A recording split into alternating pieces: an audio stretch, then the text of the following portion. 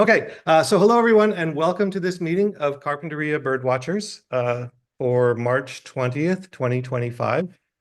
I'm going to go ahead and admit that person from the waiting room, Tom, because he looks legit to me. This is a meeting on two topics. We'll be talking about a really cool app for your phone called BirdTalk. The developer of BirdTalk is in the meeting. So there's Steve Colwell. Say hello, Steve. You won't be able to say hello because you're muted, but you can still just wave. And then that'll be pretty quick, but I want to do a quick talk about BirdTalk and why I think it's so cool. It is one of my favorite things on my phone. I use it every day. And then in part two, we will sort of have a spring migration talk. So it's not really all of the topic of spring migration. It's not even a particularly broad and well thought out talk about spring migration. It's 5 birds that I'm looking forward to seeing that you can see around here during spring migration is kind of the best time to see them. And I haven't really focused on them in particular in this kind of way in the past. So I'm going to talk about those 5 species. So that's part 2. So if we find the bird talk part, dull or you're not interested in bird talk, we'll make it fast and then we'll go on to birds, which everybody likes. Okay. So before going on, a few quick announcements. This coming Saturday, March 22nd, we will have an outing. And we are very lucky this month. We are going to have an outing to Chris and Sally Vanderkar's ranch, which adjoins Lake Jocelyn, which is a really neat little bit of inland freshwater habitat, which Carpinteria does not have a lot of. So if you're interested in seeing freshwater habitat for your birding, which you should because there's cool birds there, it's a really good spot to know about. So we're actually going to meet at Chris and Sally's ranch, and there are directions for how to get there on the carpbirdwatchers.org website. Just look for the post about that outing, and there's a map and tells you what to do. So we'll be meeting there at 8 o'clock on Saturday morning, and it should be great. We're going to meet there. We're going to walk down to Lake Jocelyn from the area of the ranch house so we can bird our way down, and then we can see what's at the lake. Folks who have mobility concerns can just meet us at the lake.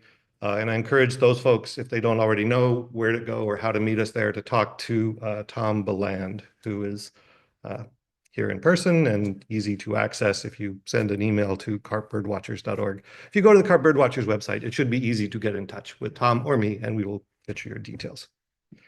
I think that's it. I did have one piece of news I was interested in sharing in sort of the area of spring and spring migration, not so much migration, but spring. Actually, Sally Gundlach told me about this. There is protective fencing has been erected at the state beach, potentially around snowy plover nesting activity. I was down there this morning. I saw the fencing. I didn't see any plovers, didn't see any exclosures. Sally is giving me verbal indication. So tell me and I'll share with the room. What is the story, Sally? Walking around when there were 3 on the beach and then we went down to the water's edge. So I saw 5 total this year. So there are snowy plovers hanging out in the area. Yeah. Okay. So, and as far as you know, any actual nesting yet or? Yeah. Okay. Well, that's great. That's very exciting. Again, at carpbirdwatchers.org, there was a lot of content because I was obsessed with this topic for an extended period of time. So there's a lot of posts there about the Carpinteria snowy plovers. I think there's actually a link at carpbirdwatchers.org that'll take you to pages that summarize the really cool history of the Carpinteria snowy plovers. So hopefully this year we'll get to make more history with snowy plovers attempting or succeeding in breeding down at the beach here in Carpinteria. Anything else? Anything super exciting bird news wise that anyone wants to share? Folks in the Zoom meeting, unfortunately you can't share by talking, but you can share via chat. And Tom, if I miss anything in chat, Tom is watching the chat. He will let me know if I miss it. Hooded Orioles are starting to come in. Hooded Orioles are starting to come in. Yeah, in fact, one of the 5 species I'm going to talk about that I'm excited to see are Bullock's Orioles, which I have started to see and hear in the last few days as well. So that's very cool. Okay, well, let's segue to bird talk so we can then talk about these cool birds. Okay, so bird talk. Why should you use bird talk? If you there's a link at the webpage for this meeting at carpbirdwatchers.org and also in the description of the YouTube video where we will archive this meeting. That takes you to a page with information about BirdTalk, how to sign up for it, how to use it. In short, BirdTalk is an app that currently is only available for iPhone. So there's kind of a long list of prerequisites. You need to have an iPhone. You really want to have a Bluetooth headset with a boom mic. This is the recommended model, the Shocks something or other. Again, we have links to this, but you put this over your ears and you flip down the mic. And one of the really cool thing about this, besides the fact that the boom mic allows the app to understand your commands relatively well, even in fairly noisy environments, and you can talk pretty quietly, so you're not disturbing the birds. You're just kind of quietly like talking to the app. Its speakers don't fit in your ears. They're bone conduction, so they actually sit in front of your ears and they leave your ears unobstructed. So you can hear perfectly well. I mean, it sounds great. But you can also hear everything around you. And you need to be able to hear because you need to be able to hear the app talking back to you. When it hears you enter a command, and we'll show all this in a second, it's going to repeat back what it's doing so you know that it's correctly interpreting your commands. And I've said all this without really talking about what you do with it. What you do with it is you keep your eBird checklist. So normally in the before BirdTalk, when I would be out birding, I would take my phone out every few seconds and I'd be tapping away at my phone, entering the birds that I was recording as I birded. And my wife, when I would bird with her, Linda, was fond of, well, not fond. She would make a point once in a while of saying, John, you're always looking at your phone. Don't you think you're missing birds as they go by? And because, I'm contrary, and it's like, I've been doing it this way for years. I was like, no, I'm still hearing them. I'm still thinking, I'm still birding, even when I'm looking at my phone. I don't need some tool. Well, then BirdTalk came along. She's like, John, there's this tool called BirdTalk. You can actually just talk. You don't have to take your eyes off the birds. But at that point, I felt like I'd already committed. I'd already taken a position and I didn't want to be wrong. So I resisted adopting BirdTalk. And so as people in the local community, and I'll interrupt now to say, Steve Colwell is a local birder who has been featured before in Carpinteria Birdwatchers meetings. He is a birdwatcher of some local fame. He had the extremely bad manners to compete with me and some other birders for a county big year competition and defeat us all. And I could not catch him as hard as I tried. But he made up for that and then some by creating BirdTalk because it's made my birding experience just great. So anyway, finally, I'll cut to the chase. I was convinced by all the reports I kept hearing to try out BirdTalk. And I found out very quickly that it was one very well designed. Like they had been through a fairly extensive, debugging and iteration process before I came on board because I was, again, kind of lagging. It does a very good job of recognizing your voice commands, and it's very slick in terms of how it maintains your eBird checklist and lets you modify it as you go. And what I found was, I think at heart, for one thing, my wife was right. And this talk could all be, subtitled, "The Linda Callender was right" talk, because she was extremely correct. I was losing a lot of information because I was always looking at my phone and stopping my birding. And I thought I was still birding, I was still listening, but it's not the same. And with BirdTalk, what I found very quickly is, rather than making my birding experience even more technologically complicated, which I think is part of why I resisted it for so long, I didn't want an extra piece of technology to get in the way of my birding. It was the opposite. It got technology out of the way. I could just go out there and just bird. And as I saw a species, I could just enter it by voice and keep birding. And it just made a huge difference. I'm very excited to have it. There was a point in time after I'd started using it for a few weeks where there was some kind of issue or an update or something, and I couldn't use it for a few days. And that was like pulling teeth. That was like every time I had to pull out my phone, I was just like, ugh, I want BirdTalk back. So I'm really happy that I have BirdTalk back. So with all that said, I want to throw this over to Steve. Steve, do you have any comments or remarks or any sort of fun facts about BirdTalk and the development process that you want to share? Well, Just that I was super delighted when you started using it. I was like, oh, I know John, and he just doesn't want to try it. I didn't know maybe Bird Talk is terrible. And then finally he came on board, and now he's like the biggest fan. So I love that. I think I am among its biggest fans, but there are others. I am not the only one who talks this way about Bird Talk. So about the history of it, I would just say that I worked on it for years because I just wanted to have this product for myself, and I kept tuning it. It worked a whole different way before that was not nearly as good, but now it's nice and solid. Yeah, I think a lot of the really, I mean, in my view, great sort of technological inventions have come about from someone sort of scratching their own itch, someone who was, willing to raise the product to the level that they felt, satisfied their needs. Not like you'd make it for somebody else, but no, you are the user. You're going to make it, as good as you can.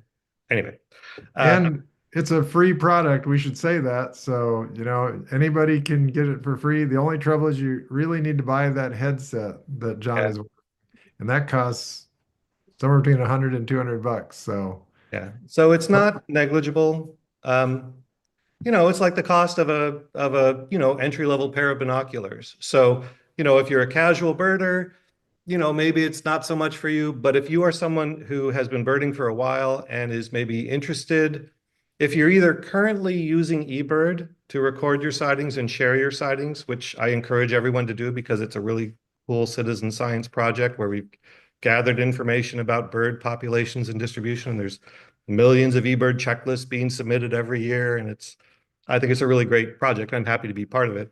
But if you're doing that, or if you've thought about doing that, but maybe you've resisted because you don't want to be having to pull out your phone, wait for the sirens to go by. You don't want to have to be pulling out your phone while you're birding and interrupting your birding.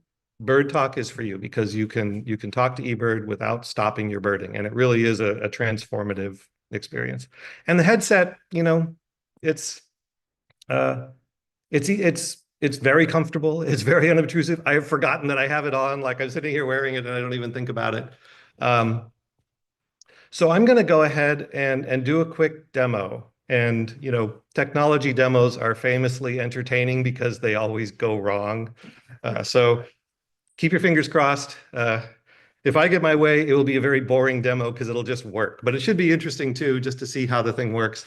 Trying to think the steps I need to follow. So this is going to be a little bit different than really using Bird Talk. When you're really using Bird Talk, you're using this headset and you can talk pretty quietly and it answers back really quietly. Like you can hear it perfectly well, but no one around you can hear it. That's not how I'm going to do this because I want you to be able to hear it. So I'm going to be using a Bluetooth speaker instead of this headset for my Bird Talk session. And with any luck, this will work. So fingers crossed. Let's give it a try. First thing I'm going to do is share my phone. Oh, you know what? Okay, I have not shared my screen yet. So you on Zoom still see what you were seeing before. Is that right? Steve, can you verify? yes, I just see the grid of various different people. Yeah, You yeah, and yeah, yeah. Yeah. Let me stop my mirroring so I get access to the meeting controls. And let me go down here and share my screen. And I think I just want to share the whole desktop for this. Okay, so if that worked, now when I share this, looks good. okay, so you're seeing my phone now. Yes. Okay, so I'm going to go into my phone and I'm going to start Bird Talk. And I think my phone is already connected to the Bluetooth speaker, but in fact, it says start. So let me tap start. Ready. Okay, Ready. so can you in Zoom, Begin. so can you hear Bird Talk, Steve? Yes. Okay, great. So I'm going to assume this is good for the Zoom participants. We in the room can kind of hear it. What did it just say? Because I was talking over it. Okay, I think it's ready. Let me try this. In fact, I think I need to be close. Oh, we're still acquiring the GPS. This happened before when we were testing before the meeting. So one of the things BirdTalk needs to do is it needs to get GPS access so it can tell what nearby eBird hotspots are available when it's creating your checklist. If need be, I'm going to walk outside, but okay, so it got it. All right. Start checklist. I may not have paused, and I have to get close to the speaker in this case because the mic I'm using is in this speaker. Start checklist. Checklist for Cactus Lane to do. Okay, so it has started a checklist. It's giving me a list of nearby hotspots that I can pick, but I'll use this one. So I'm out, I'm birding, I see a bird, and I say, mockingbird.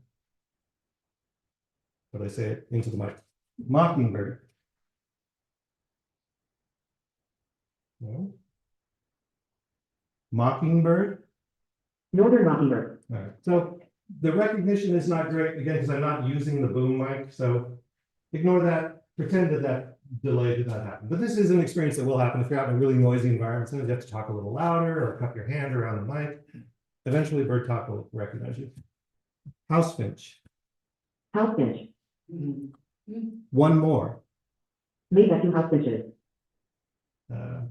6 crows. 6 American crows. Red-tailed hawk. Red-tailed hawk. Yellow rump. Yellow rump warbler. How many crows? 6 American crows. 1 less. Made by 5 American crows. So you get the idea. You're just walking along birding, having this conversation, and besides the fact that maybe you look a little bit deranged because you're talking to yourself, the list keeping part of it is super easy.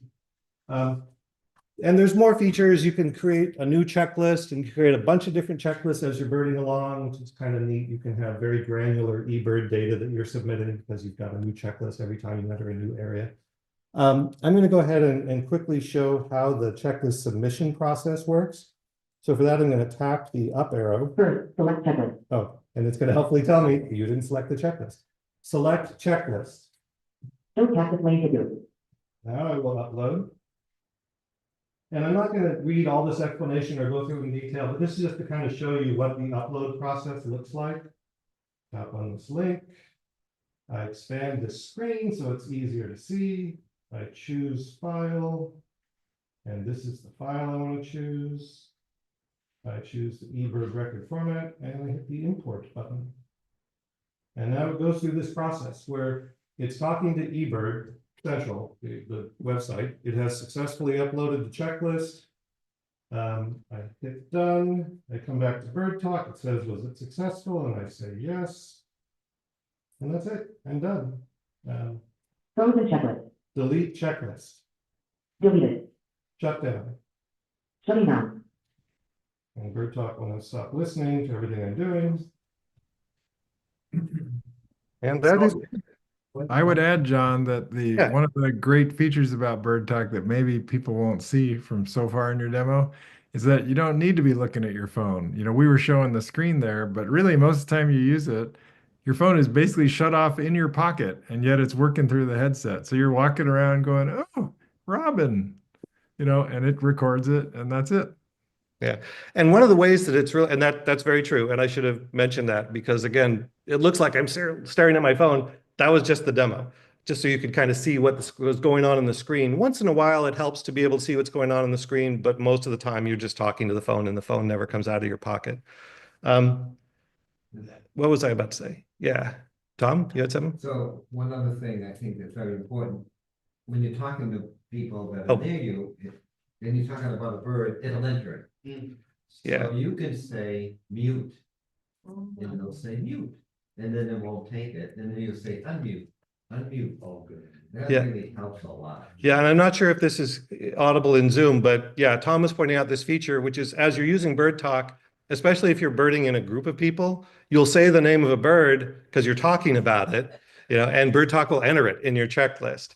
So, you know, you need to, and that's why it's good that you're kind of monitoring. If it says, you know, you're talking about, oh, we really need to see a peregrine falcon, and BirdTalk says peregrine falcon. You know, and you're like, oh, no, I didn't see it. And it's easy to fix that if you notice it, or later, you know, you review the checklist before you submit it. And it actually is pretty good about not doing that. Like it does do it, but one of the ways that I was really impressed by how sophisticated it is that if you're just in the normal flow of conversation and you happen to mention a bird name while you're talking, you say, oh, peregrine falcon, or there's red-tailed hawks, there's all these other things. As long as it's in a steady stream of conversation, BirdTalk won't interpret it as a data entry command. So you kind of need to pause and then say the name of the bird and then pause briefly, and then it will record it as a species.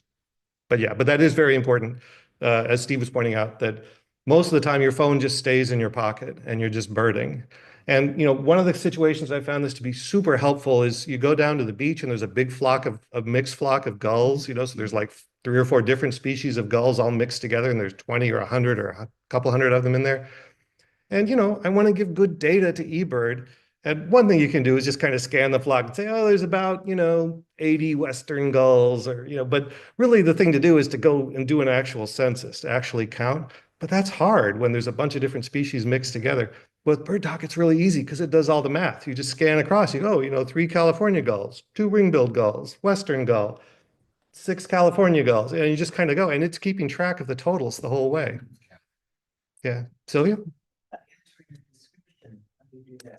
So I didn't demo it, and that would have been a good thing to do in the demo, but you can enter comments that, and I think what memo is the command. You just say, you select the bird, you say in BirdTalk, you say, no, select mockingbird, and it'll say, 5 northern mockingbirds or whatever. And you say memo singing on the fence next to Joe's house, or whatever you want to say. It has another really cool feature. You can say coordinates when you're entering a memo, and it will replace that with the geographic coordinates where that bird was first entered. So it's really handy if you see like a rarity and you want to, give details in the comments about it. I could geek out about BirdTalk for a long time, but I want to just sort of leave it at, if you use eBird, you should seriously think about using BirdTalk. It will really be worth your while. If you don't use eBird, but you thought about using it, maybe BirdTalk makes it even more fun to use eBird than it otherwise would have been. Yeah, Tom has a question. I have a family member from Massachusetts that would like to get it. Can they just go to the website and? Yeah, so Tom has a question. Can his family member from Massachusetts use BirdTalk? What is BirdTalk's current status in terms of the beta testing and the availability of it? Who can use BirdTalk these days? So these days, anybody anywhere in the US can use BirdTalk, and soon it'll be the world. But right now, anywhere in the US, and all they do have to sign up with me, so they have to email me. The instructions are on the help page. And I'd recommend to people to go look at the help page, because you can go check out, it explains what it is and all that very well. So if you go there, available through the link that John was mentioning, Yeah, then go ahead you'll be and- able to read about it and see if you're interested. And if you are, or your friend is, I would love to have them join. Yeah, and I'm just going to go ahead and show you. So if you go to carpbirdwatchers.org and when you get to carpbirdwatchers.org, it looks like this. Find the page that talks about this meeting and scroll down. And at the bottom, there is a link to more information about BirdTalk. So if you go there, it basically takes you to the BirdTalk documentation. And you can, people went into the meeting. How exciting. And we had a professional write this documentation. We had a very enthusiastic amateur write this documentation. This was my contribution. I was able to help out by working with Steve to create the documentation for BirdTalk. So if you find problems in the documentation, talk to Steve, because no, he can fix it, or I can fix it. But anyway, that's where you go. Okay, so anything else before we end the BirdTalk part of the meeting? Another question. Yeah, Sally. Is there also a feature involved that is like Merlin, where you can have the BirdTalk listen to a sound and identify the bird from the sound? So Sally's question is, does BirdTalk do what Merlin does? Is there a feature that'll listen to the birds and identify them for you? This is actually an unfortunate current issue with BirdTalk and Merlin, but Steve, I'll let you answer that question. I'm sorry to say that currently, no, you cannot. What you have to do is go birding with somebody else so they can run Merlin while you're doing BirdTalk. Or you have to turn BirdTalk off for a moment so you can run Merlin on your phone. But BirdTalk doesn't do it itself. And I don't want Steve to bear, unfair blame for this situation. It used to work this way, and you used to be able to run Merlin on your phone at the same time you were running BirdTalk on your phone, and that was pretty slick. Like, you know, I mean, they didn't interact directly with each other, but you could run both apps at the same time, and they're both really useful. The things that changed that make it not work that way anymore were not BirdTalk's fault. Things outside of Steve's control were changed. And hopefully those things will be fixed, and you'll be able to run both apps on the phone again at some point soon. But it's kind of outside of our control. So in the meantime, as Steve suggests, if you have another birder with you, they run Merlin and you run BirdTalk, and that works great. And you can share your checklist with them at the end of the day. Other questions about BirdTalk? Yeah, Chris. What is the cost of the headset? What is the cost of the headset? I think currently it's about $180-ish. I did notice that there are some available for like 140, but that's like a model they think is obsolete. So, but it works great with BirdTalk. So if you can find one of those older ones for 140, great. But that would be the lowest price I've seen. Yeah, and people have tried, you know, using it with AirPods or just by holding the phone up, and it does sort of work, but it doesn't really do the job the way you want to do the job. So really, you're kind of stuck at this point with getting the headset, the Bluetooth headset, if you really want to use BirdTalk as it was meant to be used. Okay, anything else? Yeah, Sally.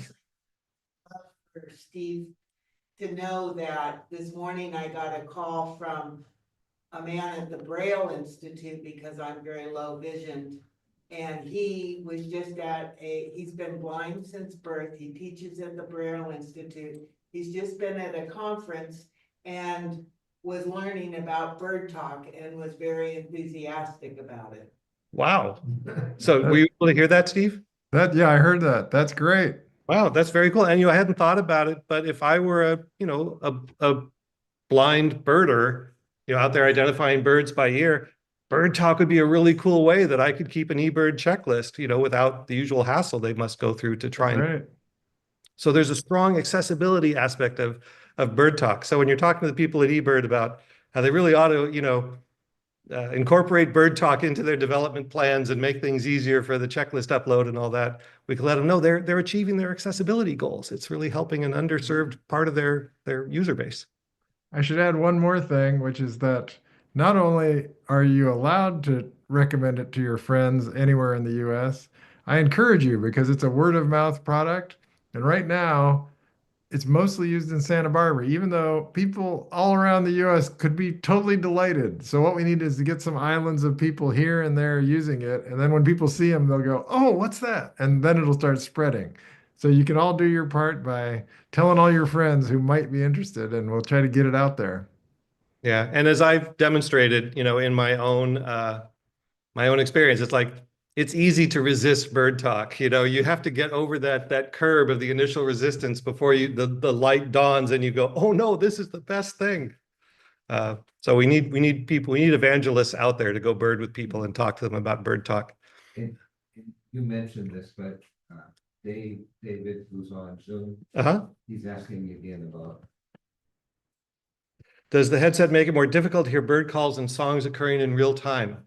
I would say no. Really again, the headset is not obscuring my ear canal at all. These little pads are resting totally in front of my ears, and it actually works. And the one thing is that, if BirdTalk is talking back to you, it can make it hard to hear something else, because you have to, but you can lower the volume and get it so BirdTalk is being pretty quiet and still recognize what BirdTalk is saying. And for the most part, it just sits there quietly waiting for you to give a command. So if you're just actively birding, no, it really doesn't, in my experience, it doesn't get in the way of hearing the birds around you. Okay, well, just want to say again, since I have this public platform to say it, thank you so much, Steve, for creating BirdTalk. Thanks for being here tonight. We're getting a round of applause, a well-deserved round of applause in the room. Hopefully you're all very welcome. All right, okay. Well, then I'm going to move on to the next part of the meeting, which is about spring migration. And to do that, I think I want to go share my screen this way. And let's see if I have done this correctly. Yeah, this should be working. Looks like it is sharing. So pay no attention to this screen. You should be seeing this screen, and we will start the slideshow and talk about spring migration. And specifically about these 5 species of birds that I've either started seeing already or I'm excited to start seeing as part of spring migration here in Santa Barbara County. And I'm just, again, these are just some personal favorites. You know, again, this is not an exhaustive list at all of the spring migrants that come through Santa Barbara. But the first one I want to talk about is this little charmer here in the upper left-hand corner. This is a rufous hummingbird, and they have started showing up. So if you look down here, this is the eBird histogram for Santa Barbara County. For the thicker this dark part of the chart is, the higher percentage of reports of that species there was during that month. So we're looking here, there's like between the second and third month of March is when I took this screenshot. So that's why there's that little red line there. Sorry, second and third week of March. Yeah. Yeah. I just, as you've seen, I'll just start talking. I'll just start babbling. I'll start talking gibberish pretty soon in the meeting. So it's good that we have some quality control here in the room. So yeah, between the second and third week in March is when I took the screenshot. We're now more here between the third and fourth week. So you can see that there is this swelling, which means rufous hummingbirds are here in Santa Barbara County during this part of the year. And interestingly, not so much in the fall migration, right? The really good time to see rufous hummingbird in Santa Barbara County is in the spring. And why that is kind of interesting. I'm going to go ahead and click through to this, which will load for us. So this is a page at, you go to eBird and you go to the record you go to the page for rufous hummingbird, and you actually go to the science tab on eBird and you look for status and trends. You can see these really cool maps. And what they will do is they will show you an animation of the bird's annual migration based on eBird data. So we're going through the course of the year and you're seeing where rufous hummingbirds go. So here they are down in the winter, in their wintering grounds in Mexico. We're in December. Now we're in January, February, March. They come through here, April, May, June, July, and so on. And what you notice when you look at this is that on their northward migration in the spring, they do come through Santa Barbara, like they come right up the coast. But in the fall migration, when they're coming back, they mostly go inland, a little bit at least, enough that they cut us off. And what's going on then is on the southbound migration, there are flowering desert plants that they can feed on. We've had the summer monsoon season in the Southwest deserts, and there's food sources for them there. But in the winter, when they're coming north, there really isn't. So they like the ornamental plantings here in coastal Southern California. And it's just really cool. And now we do have a resident species. It's here all the time, the Allen's hummingbird, which looks very similar, depending on which age and sex of bird you're looking at, to the rufous hummingbird. So I want to show that. Let's see. Let me make this go away and come back here and actually go back to the previous slide here. So this is an adult male at my hummingbird feeder in my backyard. And the adult males are the easy ones to identify, to distinguish between the Allens and the rufous most of the time. Because most of the time, an adult male rufous hummingbird will be solid brown all the way up and down the back. And if you get enough of a view of the back to really see it well, you can see there are brown feathers here all the way up. It doesn't have green shoulders. I'm going to go here and look at a comparison. So here on the left is a rufous hummingbird. In fact, let's go find a male Allen's hummingbird. So here's a male Allen's hummingbird. And from the front, that male Allen's hummingbird on the right looks pretty similar, right? But if you could see its back, it has green feathers on the crown and on the upper back. So it doesn't have that uninterrupted brown all the way up and down. It has that big chunk of green in the middle. And there are occasionally male rufous hummingbirds that have that same look. So really, it's kind of hard to tell them apart really positively. If you are bird banding and you net them with a mist net, you can actually hold them in your hand and you can examine the individual tail feathers. There is a feature of the tail feathers that's really helpful. I want to go find, there's a photo in here of a male. So, okay, so here's an adult male rufous hummingbird, and you can see its tail feathers. And this Allen's hummingbird on the right, you can see its tail feathers as well. So this is kind of obscure, but now that we have a lot of people out there with good cameras, you know, you can sometimes get this kind of shot of a rufous or Allen's hummingbird, and you can actually examine the shape of the tail without having to mist net it.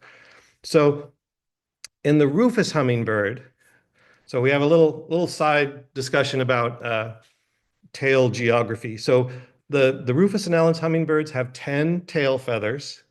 They are numbered sequentially.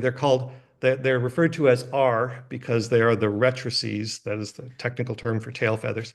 And they are numbered 1 through 5. So the central tail feather is R1. And then as you go out to the outermost tail feather, that's R5. So if you're looking at this hummingbird that we're seeing kind of from the side, these are the two R1 tail feathers right in the center of the tail. And then this one here is the R2, the second one from the middle as you work your way out. And on the adult male rufous hummingbird, the R2 tail feather has these notches. And I think it uses them to make like a sound during its display flight.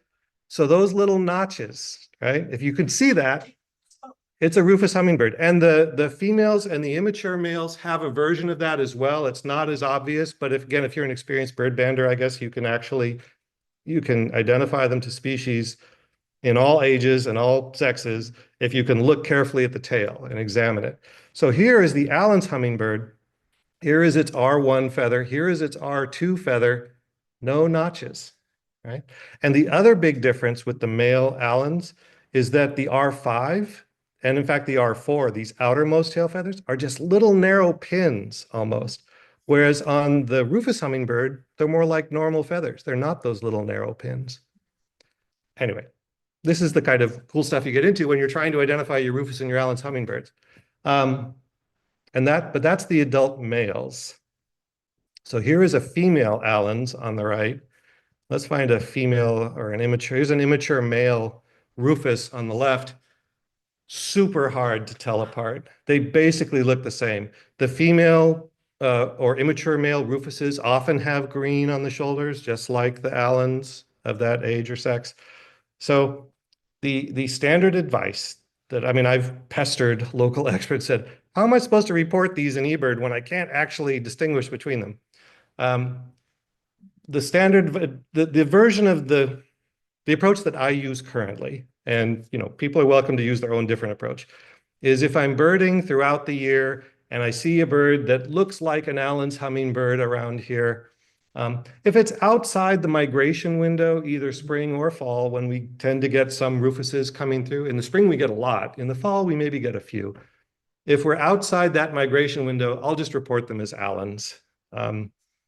If you want to be really precious, you could say Rufus/Allen's, which is a choice in eBird, but you're kind of, I think, kidding yourself if this hummingbird that you're seeing in like, I don't know, December that looks like an Allen's, it could be a Rufus, but it's probably not.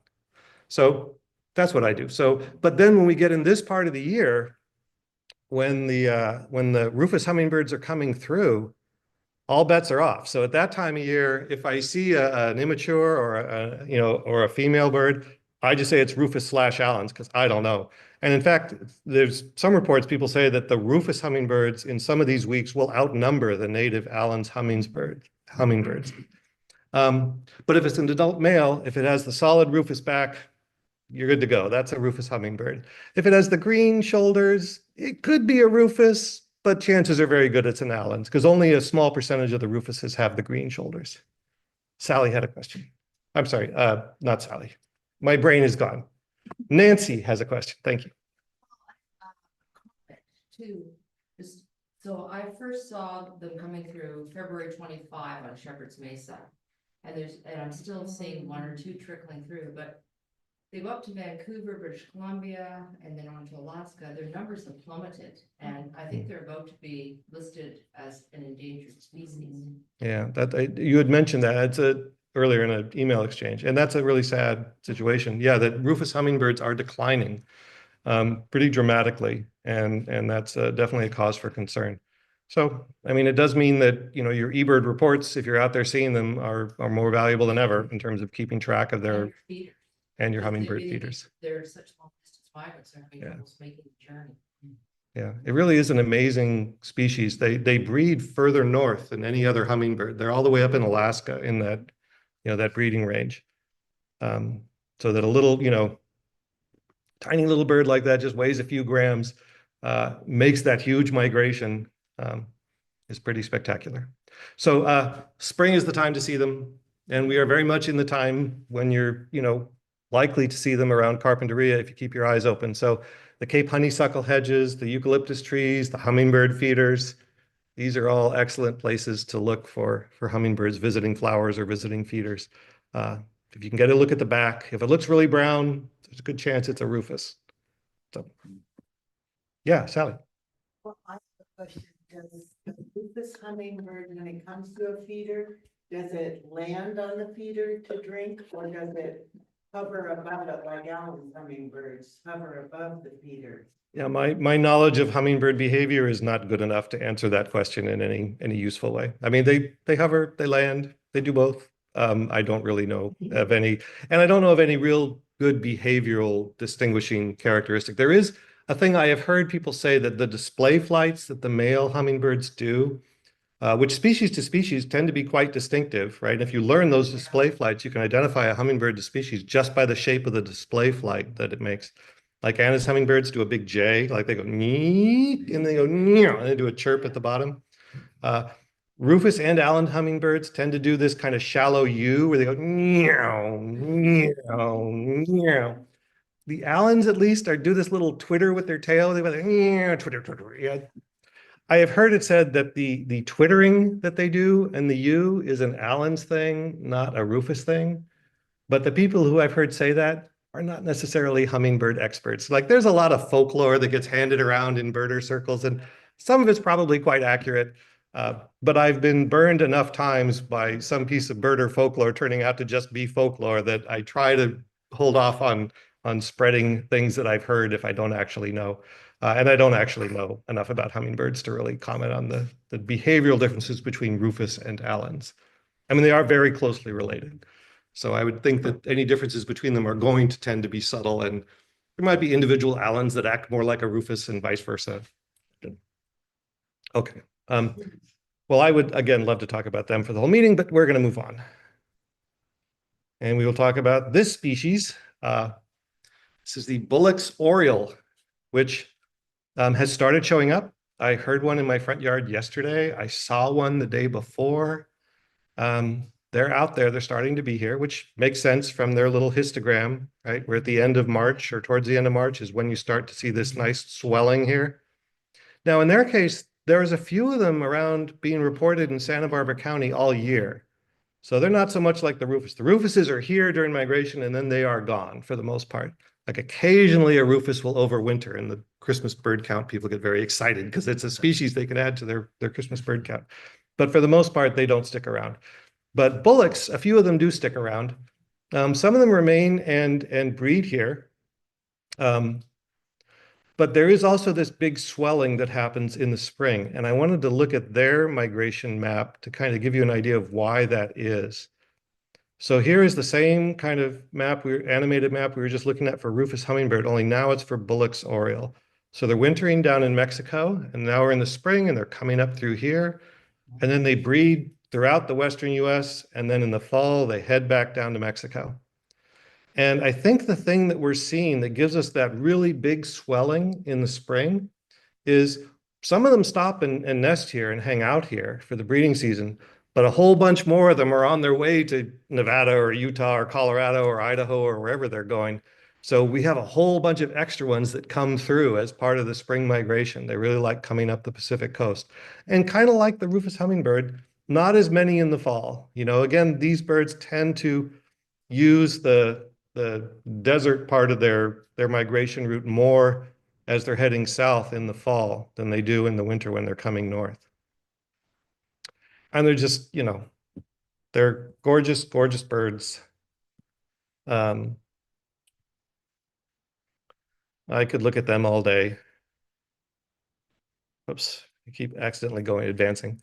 But certainly I encourage you to go look for them. The males are pretty unmistakable. You know, they're kind of very similar to our hooded orioles, except they have this black line through the eye that the hooded oriole does not have. They have this big white panel on the wing, the adult males do, that the hooded oriole does not have. The females and the immatures have this, which is what this photo down here is showing, have this kind of interesting feature where they tend to be kind of gray in the middle of the belly and then yellow in front of and behind that. So if you see that feature, think bullocks. They often have like a hint of that dark eye line that you can see if you get a good look at them. And their voices are different. If you learn their vocalizations, that's really helpful. They have a really cool vocalization that we have to keep moving. We're going to keep going. But go out and look for those Bullock's orioles. They're starting to show up now, and they're very much worth seeing. They, you know, again, I see them, they don't come to our hummingbird feeder that I recall. Tom, you have a lot of hummingbird feeder action here. Do you get Bullock's orioles at your hummingbird feeders? Yes. Okay, so they can do it. Like the hooded orioles come to my yard's hummingbird feeders, but I don't see the bullocks there so much. Where I tend to see bullocks is like up high in trees, like sycamore trees. They seem to really like hanging out in the top of a sycamore tree. And they don't stay. And they don't stay. The hooded stay. Yeah. But the bullets come in, eat a little bit, and then you don't see them. Yeah. They're very cool. Again, orioles are in general are sort of the kind of spectacular birds that made me want to be a bird watcher. Like seeing a bird like that makes me feel like I'm getting away with something as a bird watcher. I get to see this bird. It's like a celebrity, you know, just very exciting to see. All right, let's move on to bird number 3, the Swainson's hawk. And these are sort of in the order of when their migration tends to peak, right? So the Swainson's hawk migration is just really starting to happen as far as Santa Barbara County is concerned. And in fact, I saw a report from yesterday. So they do this weekly survey at the Sedgwick Reserve out in the San Ynez Valley. They reported a Swainson's hawk yesterday. They got photos of an adult Swainson's. They're, you know, I mean, I have a thing for raptors, birds of prey. I find them very exciting and fun to look at. This is an immature Swainson's hawk. I don't really want to get into the ID details so much. I'm just kind of talking about the migration patterns and stuff like that. But a Swainson's hawk, you know, it's a very long-winged raptor. So compared to, say, you know, it's a buteo, like a red-tailed hawk. But if you saw one flying by, especially if you've looked at a lot of hawks and really studied them, you're going to notice some differences from the red-tailed hawk, which is the one that we, you know, normally, if you see a buteo around here, it's probably a red-tailed hawk. The wings are longer and narrower. There is this interesting feature where their wings are so long and narrow, in part because they have 3 emarginated primaries. So we're talking about wing geography. We're talking about tail geography before. Now we're going to talk about wing geography. So the outer tips of a hawk's wings tend to be emarginated, which means that the primary feather that you're seeing there at the tip of the wing is not full width all the way to the end. There's a little kind of divot it's a little narrower towards the tip, and it gives it that sort of finger look. When they spread their wings out, those fingers that effect of those fingers is created because the outer part of the primary is narrower, and it creates that opening. And I mean, I assume there's some aerodynamic advantage they get from that. They can, I don't know. I don't fly. I don't know what the advantage is, but clearly there is some advantage because they've evolved to have this. And across many different species, they have these emarginated primaries. In most of the large soaring hawks we have in North America, there are 4 emarginated primaries, but in the Swainson's hawks, there's 3. So that gives them this kind of narrower wingtip, like these three primaries that kind of stick out a little further. In a red-tailed hawk in a suitable, in the similar position, you would see four. Not the kind of thing you're necessarily going to notice when you glance at the hawk fly by. But again, if you're taking photos and you can study, it's kind of a useful characteristic to confirm if you see other things that make you think maybe that's a Swainson's hawk. They hold their wings in a slight dihedral, so not as much as a turkey vulture, but a little bit of a shallow V effect as opposed to perfectly flat wings when they're soaring, a little bit of a tilt. Their flight feathers tend to be darker. So that the rear feathers on their wings tend to be darker and the front part of the wing tends to be lighter. This immature bird doesn't show it very dramatically, but in an adult bird, it can be quite obvious and distinctive. So, hawks are tricky to ID in part because they all tend to kind of look pretty similar to each other. They also tend to look different within the same species. There will be dark morph individuals and light morph individuals. So there's a lot of variation there. It's a little bit like the gull problem. There's a lot of different birds that all look kind of the same at a certain, distance. But if you do your studying and check up on them and learn the fine details to look at, you can identify them. Anyway, a few of these Swainson's hawks come through Santa Barbara County, and they tend to come through in the spring. Not a lot of them, but their migration animation is kind of amazing. So I want to show you what this looks like. So here we are in the first week of January. There's a few of them being reported in eBird in Mexico and Central America, but the big bulk of them are down here in Argentina and Uruguay. And then watch where they travel over the course of the year. They are highly migratory. They are basically the most migratory raptor we have in North America. They go from way up in the northern part of North America all the way down to the southern part of South America. And there are hawk watching sites in like Panama and Costa Rica. Like I've never been there, but I've seen photos where if you're there at the right time of year, you can look up and see literally thousands of circling hawks because they're gaining altitude on those thermals and then continuing on their way. Really an amazing spectacle. Swainson's and broad-winged hawks are doing a similar kind of thing, and they'll show up together. Turkey vultures also, you see these huge concentrations of soaring birds. Anyway, gonna try and zoom in if I can. Not sure how to, oh yeah, that's working, great. I don't have my mouse, so I'm using my trackpad, and I'm never quite sure how to do what I'm trying to do here. Okay, so here we are. All right, we are right here-ish, I guess, just to the left of that label. Here's Santa Cruz Island. We're this part of the coast right here. And you can see this is March, April, May, June. So there's a lot of these Swainson's hawks that come up through kind of the Central Valley of California. And just a few of them kind of spill over into our area. There's a little bit of that yellow coloring, kind of late in the migration window, the spring migration window, when they can start to show up here. But if you're there at the right time, you can sometimes see them in big numbers. I've had, really memorable experiences where I was hiking up the Franklin Trail and a whole bunch of hawks came through, and there I saw like 7 or 8 or 10 or more Swainson's hawks all traveling kind of together because they sort of do this in migration. It was very cool. A big fan of Swainson's hawks. Okay, we're getting there. I think I just have one species left. What did we do? We did the hummingbird, we did the oriole, we did the Swainson's. Is that all we've done? Those 3? Yeah. There wasn't a 4th bird? It's a 4th bird. The warbler, the hermit warbler is the 4th bird. And, so this one is a little bit of an exception. You can see them in the fall pretty much as well as you can see them in the spring, but I just get so excited seeing them. And in the spring is when with the warblers, the spring is when you're going to see the adult males in their breeding plumage.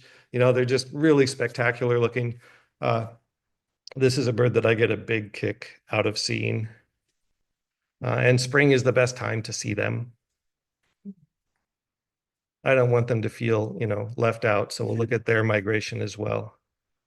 Maybe not quite as spectacular as a Swainson's hawk, but they're just a little bird. You see what they do. They like conifers. So, you know, you're going to tend to see them at higher elevations when they're breeding. It's okay. As we've learned in the first part of this talk, talking to your devices and having them talk back to you is A+ in my book. I'm a fan of that.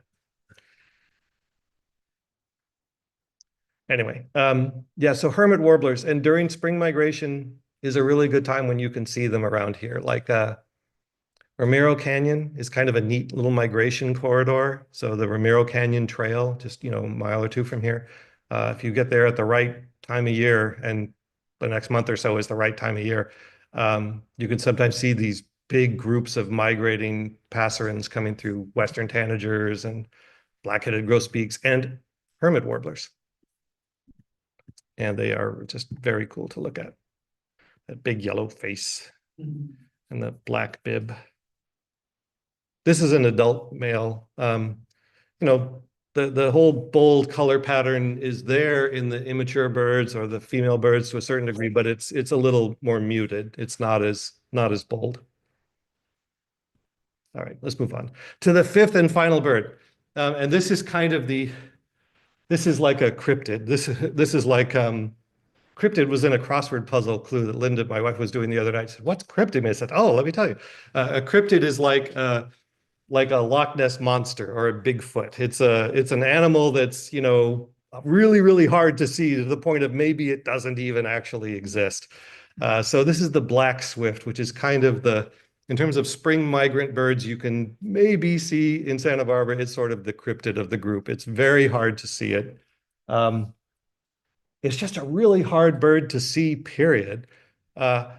This is the bird species that nests in North America that was either the last or the second to last species to actually have a nest site discovered.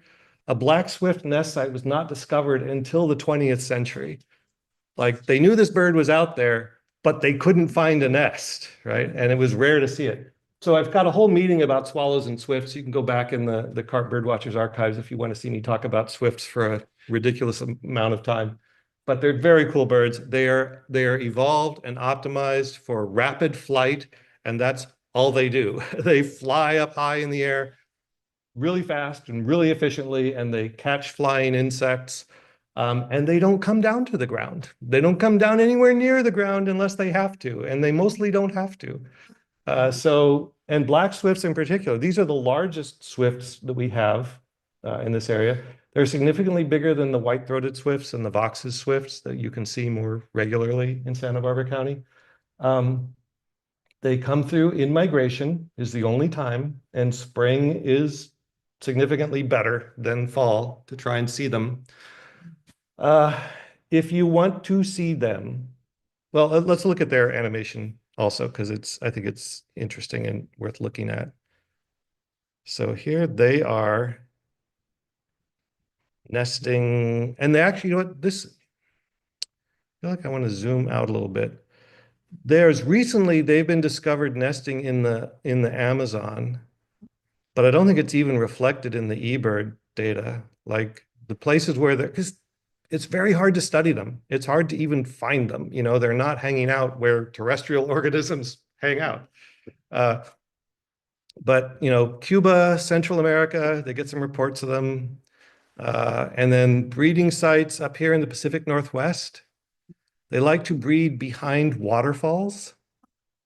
They will take a little ledge behind a waterfall and they will just go zoom right up in there. And that's where their nest is.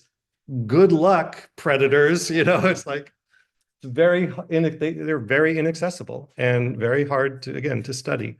They're traveling across Western North America, but very few, little ticks of color there in the eBird sightings data, just because they're so hard to see. They tend to migrate out of sight. They're up very high in the air. You're not going to see them. They're just not going to be seen. There's a few places where wind patterns or ridge patterns, mountain patterns kind of conspire to make sort of migration spots that are known spots where you might see them. There's a few places in Santa Barbara County where, you know, obsessive local list keepers have kind of decided that's the place to go in Santa Barbara County. I refer you to Paul Lehman's Birds of Santa Barbara County, which this is a link to the relevant Birds of Santa Barbara County page. It'll take a second to load.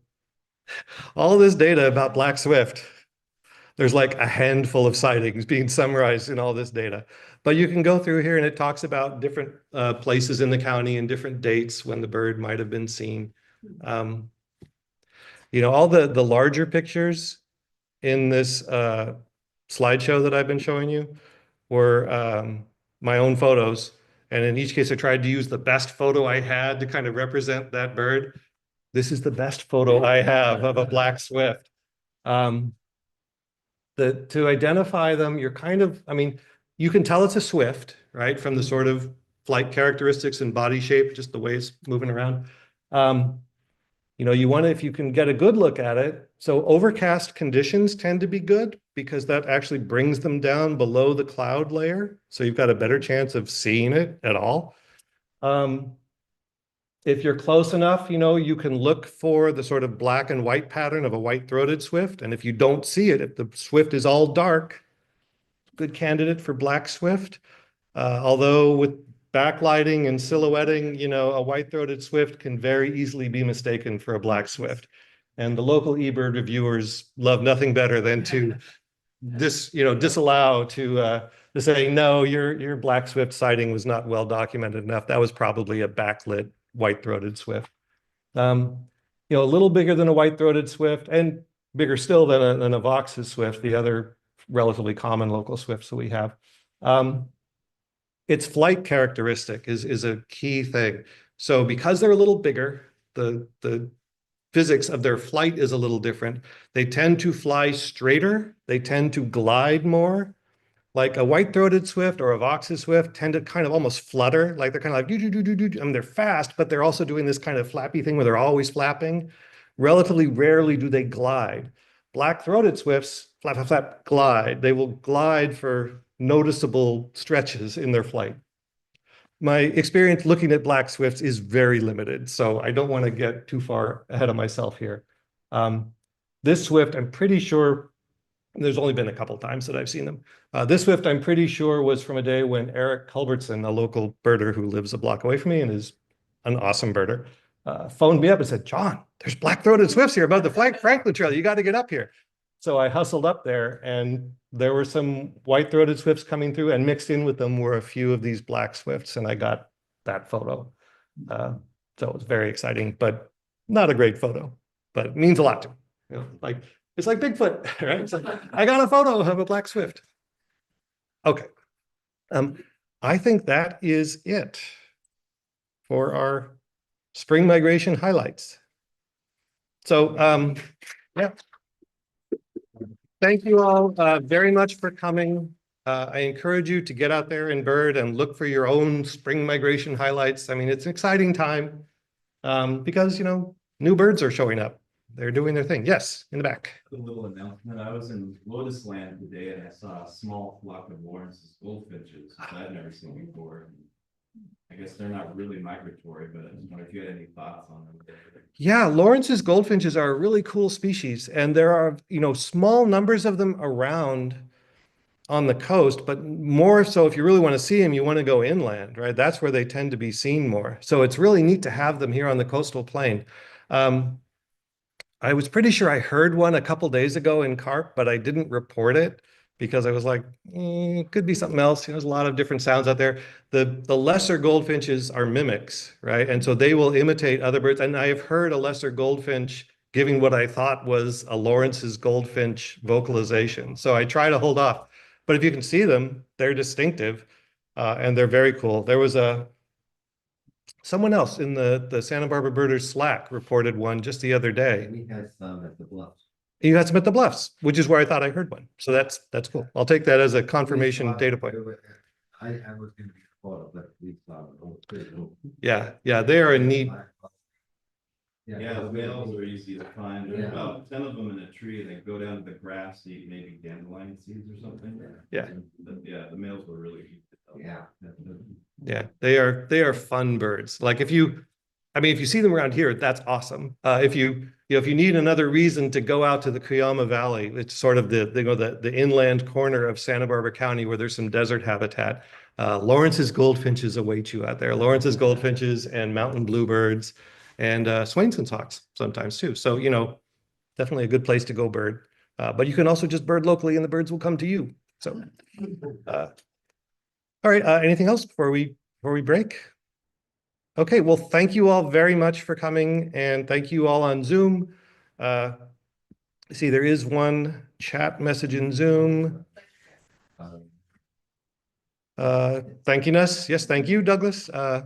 It's very fun to have these meetings. I look forward to them all month. Okay, well, thank you, everybody, and go birding, and I'll see some of you on Saturday at Chris and Sally's ranch and Lake Jocelyn.